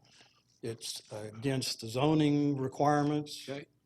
My recommendation is that the structure be torn down, removed completely.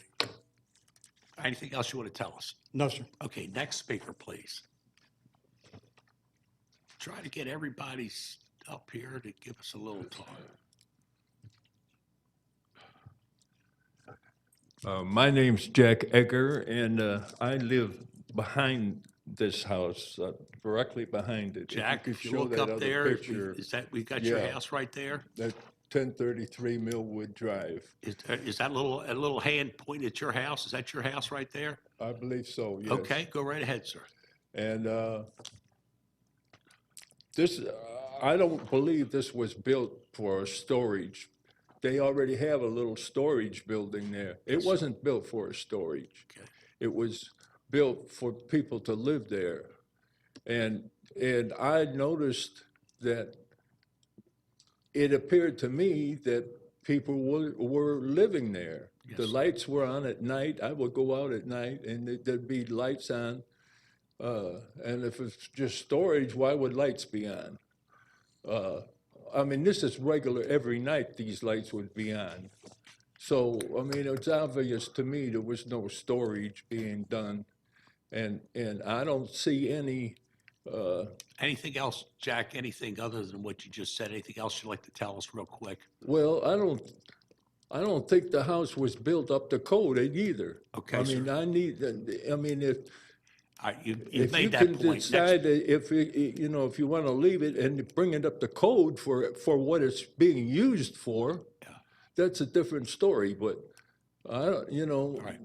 All right, is there anybody else who wants to speak? We've got a minute, 1 minute left. Next speaker, come on up, sir. Thank you, Jack, you did a great job. Tell me your name. My name is Jim Bennett, and I live at 913 Millwood Drive. My property backs up in the backyard to this property. Okay. And Does there's that a lot little of, hand show us your house? Is that your house right there, sir? no, it's going up top. It's Okay, it's that one? 3 doors up. Okay, That one. there it is You were right on it. there. No, a little bit to the left, that one. Okay, go right ahead, Jack. My concern is there are several houses in this neighborhood where there are extremely high number of cars parked there at nighttime. Right. And I'm not sure if these people are legal. I have an opinion that they're not. When I read the requirements on this application, that there'll be no kitchen, of the kitchen to be removed within 60 days. Yeah. How do you keep them from coming back and putting it back later? Yeah. You know, that's my concern. I think there's a precedence of too many people living in a lot of the houses in our neighborhood, and this is going on. Okay, And sir, I don't- thank you. Let me get the next speaker in. I got 30 seconds left, sir. Go right ahead. Cut me short. And tell me your name. My name's Robert Red. I Okay, live on Robert. 974 Millwood Drive. Okay, sir. About 2 doors south of the applicant. Okay. On the east side, on the west side of Millwood Drive. My concern is the building that's back there supposedly is for personal office space, but a 680 square foot building for personal office space is a little unreal. I know that people were living back there. As a matter of fact, I'm the one that reported the activity built without a building permit, and it was inspected by the building department, and after that, the people living there moved out. My concern is how structures such as this would devalue my property and the property in the neighborhood. I've lived there since 1965. I've raised my family there. I intend to retire there. That won't be long because I'm 82 years old. So, All right, thank you, sir. Anything else? Anything else that you want to tell us real quick? We're out of time. I'm just concerned about the value of property in the neighborhood. The demographics of the neighborhood have changed over the years, and that's acceptable. I agree that there is a need for variances to protect property owners. I also know that there is a need for variances to those codes in cases of hardship and so forth with families. But in this case, I don't believe this is a hardship. I think it's there for rental. Good, thank you, sir. Thank you.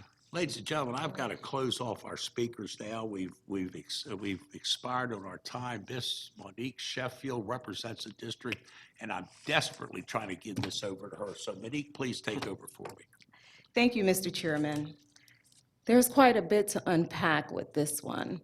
When I spoke with the representative's daughter, she communicated to me that the space was designated, or her mom wanted to use the space for storage, and I believe Bible school material. Well, when I visited the property, it is clearly more than a storage. And as was indicated earlier, there is a small shed on the property, but then there is a larger structure, which is the point of debate today, and that's approximately a 600 square foot home. I am concerned, and I do believe that based on what I saw and based on the testimony here today, that the property is likely, highly likely being used as a residence. And that leaves a little room for me to be concerned. I am sensitive to property values. As Fred mentioned earlier, I'm a real estate broker, and I understand how certain things can have a negative or adverse impact on your properties. But on your property value. But what I'm hearing from most of the opposition is that there's an issue with the parking. I understand that that's an issue, but my question would be, and I'll have maybe Eugenia come up because you spoke the most about the parking, if you would come up. So I want to try and get to the bottom of whether or not the issue is the structure itself or the parking that it brings, the additional parking and inconvenience that it brings to the neighborhood? Yes, parking is a big, in case they will use that building for whatever reason they have. Where are they going to park the other cars? They already have 3 cars during the day, 4 at night. There Right. used to be 7 until April. Right, and the 2000. assumption is those cars belong to the people that are living or renting or Yes. visiting in that space. Right. So my question to you is, if we move forward and had the resident, have the homeowner to remove the kitchen, okay, and we put restrictions on the property, that it is not to be used for residence or a business, not, would you still have an issue with that? You would, okay. Of course, right now at this point, it's 6 persons living in the house. No, that's fine. You answered my question. You can have a seat. No, that's fine. Thank you, thank you. This one is a tough one because I don't know if we've got a choice but to tear it down. I mean, it's not inspected, it hasn't been built. I mean, and again, for me, the concern is, I don't believe that the applicant was truthful with me from the very beginning when I asked about the usage of the space. And I'm hearing now, and, again, in visiting the property the other day, my suspicion is confirmed that, yes, it is in fact a place where either renters have been in the past, or currently people are living there, or there's a plan for people to live there in the future.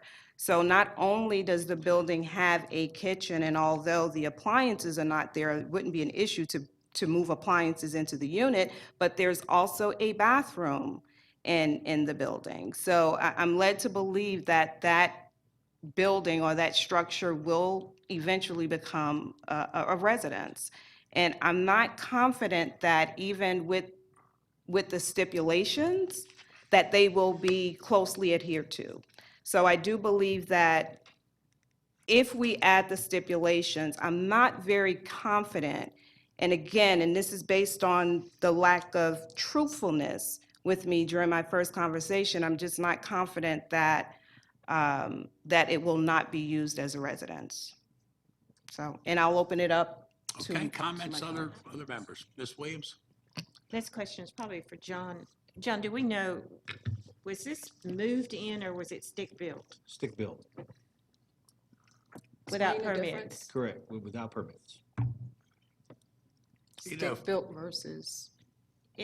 Yeah, sometimes you can buy the modular units, bring them in, and I wanted to make sure that it wasn't a modular unit that was stick-built.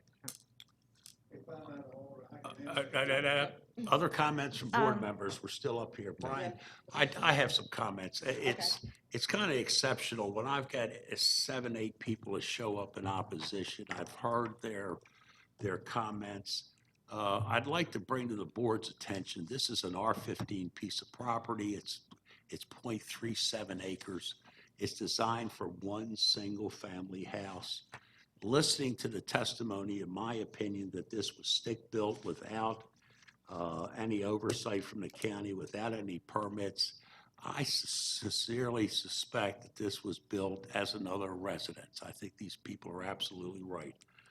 In my opinion, I think that we ought to deny the application, give the applicant 30 to 60 days to tear this building down and to be supervised by the Cobb County inspectors. Or have it moved. I mean, either way, I think the building's got to go. I think if we leave it there, I think in a year from now, next year, somebody else could be in there.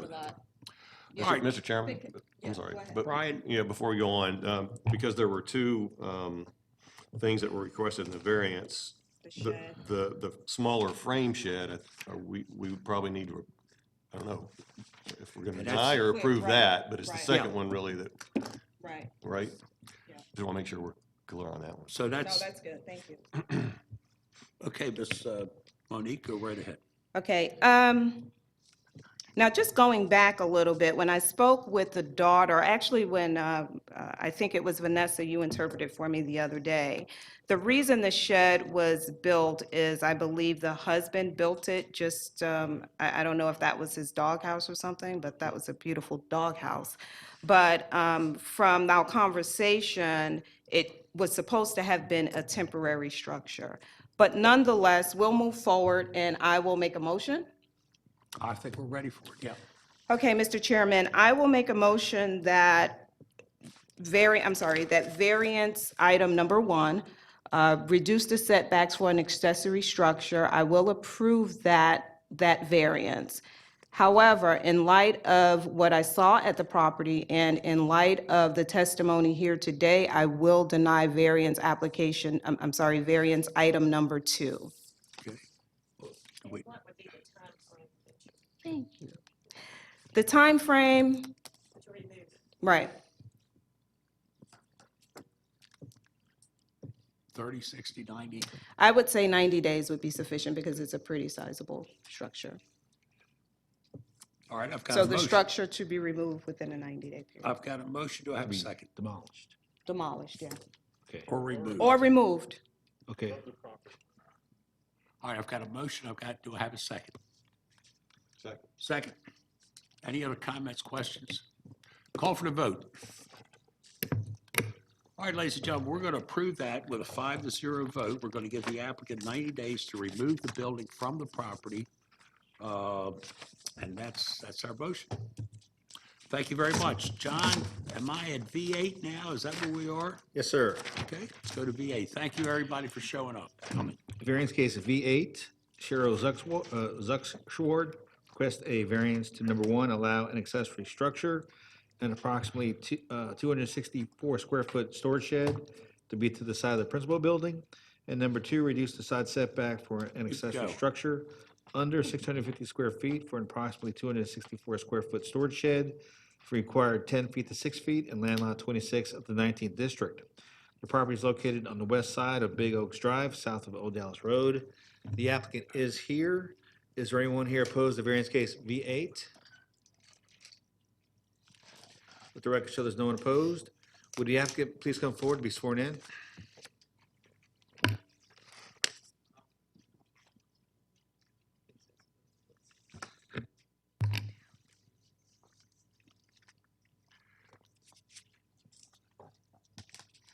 All right, young lady, if you would, please give us your name for the purpose of the record.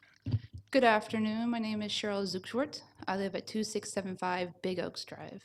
All right, tell us what you're here for and what you want. I'm here on my own terms. I apologize if I'm being overzealous on this, but we come to learn that when I applied for a permit for my temporary garage that I have in my driveway, that we should have a variance as well. And so I'm trying to make sure that I have everything done properly according to city regulation. And so what I'm requesting is I have a temporary garage, or I have a beautiful garage, it's a building that's on the side of my house on the driveway. And in the future, we actually plan to build a permanent one. This is our temporary one until then. And I just want to make sure it's okay. All right, We give us- have no complaints from neighbors. I have very supportive neighbors. Maybe I'm being overzealous. I'm sorry if I'm wasting anyone's time. Give us a little more information. How big's the house, what color the house is, and how big the the shed or the garage? My house whatever. is 1,700 square feet. It's a wine red color with a black roof, white trimming and windows. The garage is 288 square feet, metal black roof, wooden building with a garage up and down door that you can lock, a side door as well you walk through, and 2 windows on the driveway right next to the house on the side where a garage would be. The front of my house is 1 story. The back of my house goes downhill 2 stories where the basement and storage room is. All right, anything else you'd like to tell us? I really don't know anything else. And if you'd like to see a picture of how it looks, I do Yeah, have sure, if you want to show a us a picture picture, on my sure. phone.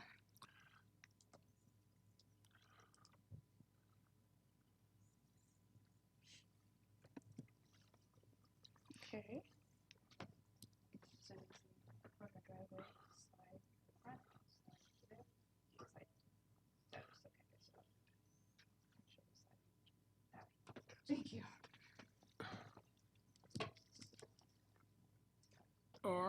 if you look. This is the view from the drive. I have a really long driveway, goes uphill. My property is covered with trees.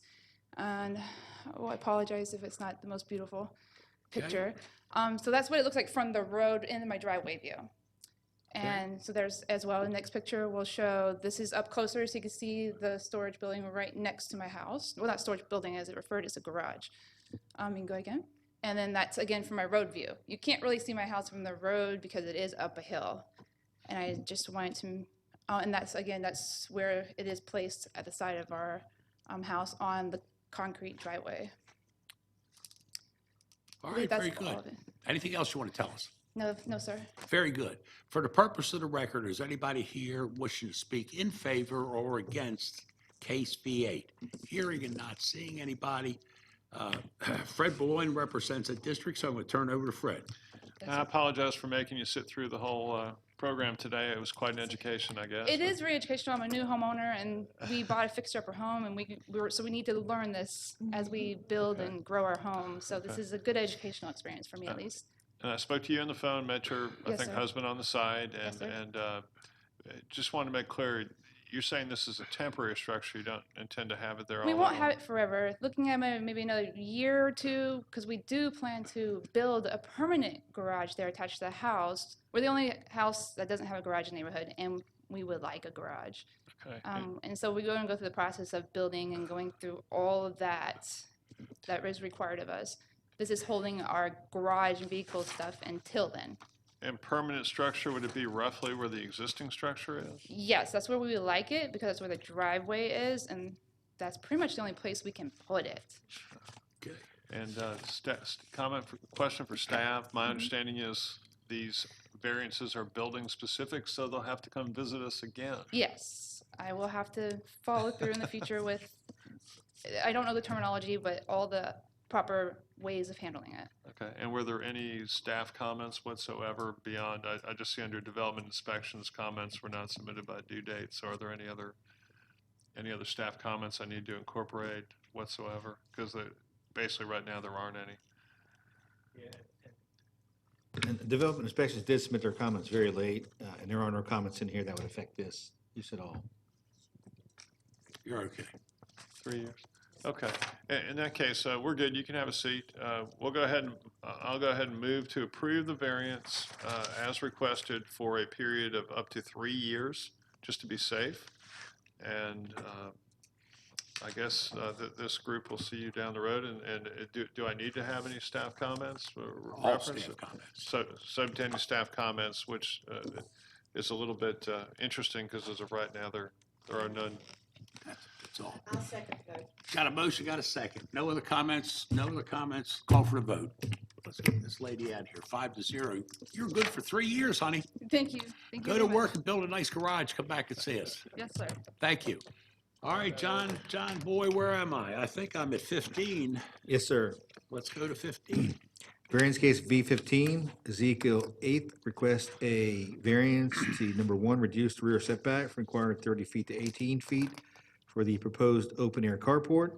Number 2, allow an accessory structure, which is the proposed approximately 396 square foot open-air carport to be to the side of the principal building.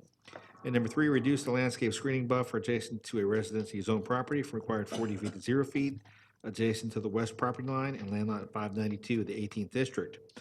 The property is located at the northwest intersection of Riverside Parkway and City View Drive. Is the applicant present? Let the record show the applicant is here. Is there anyone here opposed to variance case V15? Let the record show there's no one opposed. Would the applicant please come forward to be sworn in?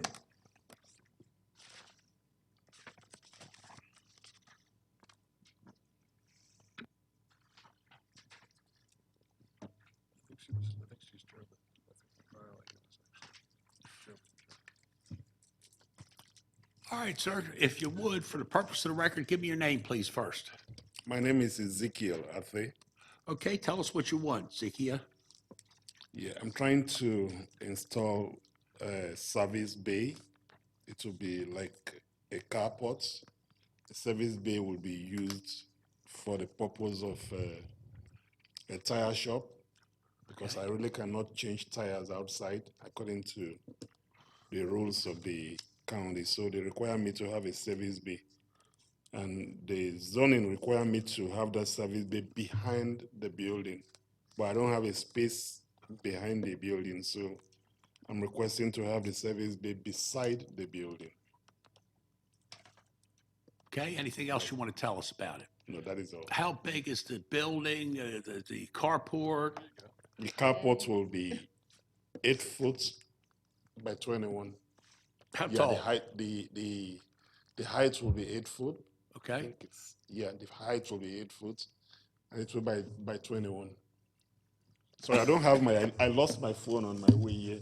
okay. So I really don't have it. I really don't have it. Everything is on my phone. Yeah, and we've I got, got here, I couldn't find my phone, so all my information is inside my. all right, anything else you'd like to tell us about that? No, that is just all. That's it, okay? Anybody else wishing to speak either in favor or in opposition to case V15, hearing and not seeing anybody? It's back to this board for discussion. Ms. Monique Sheffield represents the district, so I'm going to turn it over to Ms. Sheffield. How are you, Ezekiel? I'm doing good, thank you. Good. Thank you, Mr. Chairman, and thank you, Ezekiel, for joining us today. So in speaking with you and having walked the property with you, I understand that the position of the primary building, which is a former Waffle House, does not allow for sufficient space in the rear of the building for your service bay for changing tires, for your tire changing business. Careful thought and consideration is given to every variance application that is reviewed by myself and my colleagues of the board. And part of my concern as it relates to your application is the noise, that will be generated by the air compressor and how it will adversely impact the residents that live in an apartment complex, which is just a few yards away. Also, the hours of operation, you communicated that you may work 6 to 7 days a week, including Sundays. I'm not sure if the county would also require any additional commercial lighting, and all of those things would impact the neighbors that live next door. Adjacent to the property. So what you're attempting to do is retrofit your business on a parcel that does not offer a layout that would accommodate your business. And to that end, the hardship that we're asked to consider today is one that is self-imposed. The property, again, it does not lend itself to what you are trying to do. So it may be best to, well, I'll just leave that there. It may not accommodate what you're trying to do. So to that end, Mr. Chairman and Mr. Athay, I will deny the variance. And Mr. Chairman, unless you guys have additional, Comments? you have comments or questions, I'll turn it over to the board. This board has never approved outside tire changing. We've never done that. It always has to be inside a building, so you just don't meet any of the requirements. We'd certainly like to be able to help you, but at this time, this just doesn't meet any of our criteria at all. Judy, comment? John, do you have a question? I do have one thing, very similar to the variance we just had a couple ago regarding the storage building / house. Number 3, I think, still would be needed, maybe not down to 0 feet, but maybe down to 5 feet, because that's still a problem that's going to happen into the future, which is the landscape buffer reduction, because that currently exists today. Okay. So maybe we can approve that down from 40 feet to 5 feet, because I think there's room in there to plant 5 feet of something. And still keep a buffer, is that what you're saying, John? Have something in there. Yeah, we do need a buffer in there. Do you own all the property? Do you? No, it's owned by Sorry? Waffle House. Are you the owner of the whole property? No, it belongs to Waffle House.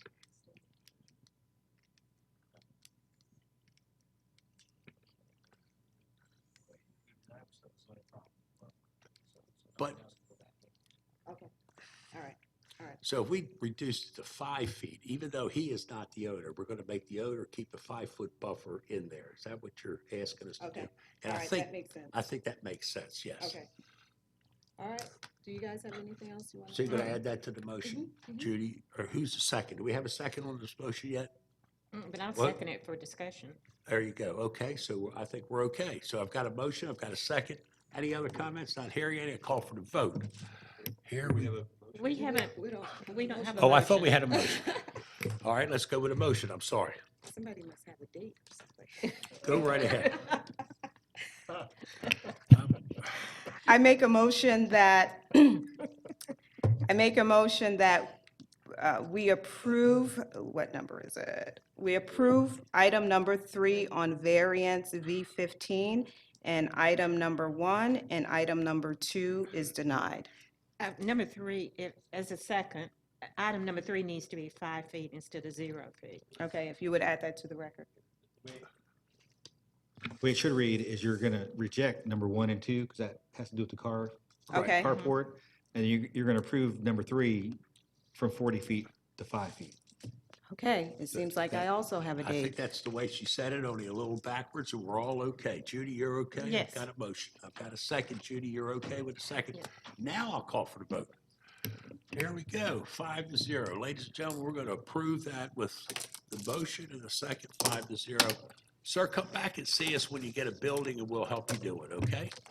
Thank you. Thank you very much, sir. John, tell me I'm happy, and where am I? We're done. We're done. Ladies and gentlemen, before we leave, I need a motion to approve the January the 7th, and also a motion to approve the 11th, December the 11th meetings. I'll make that motion. Okay, Judy, are you on board with a second? Sure. I got a second by Ms. Williams. Call for the vote. All in favor or all opposed? We're going to approve that 5-0. Okay, this is our first meeting of the new year, and glad to see everybody. Cornelius, you look no older than you did last year, but you're getting better looking every day. Ohio State is gone forever, and Clemson, it looks like, is coming alive.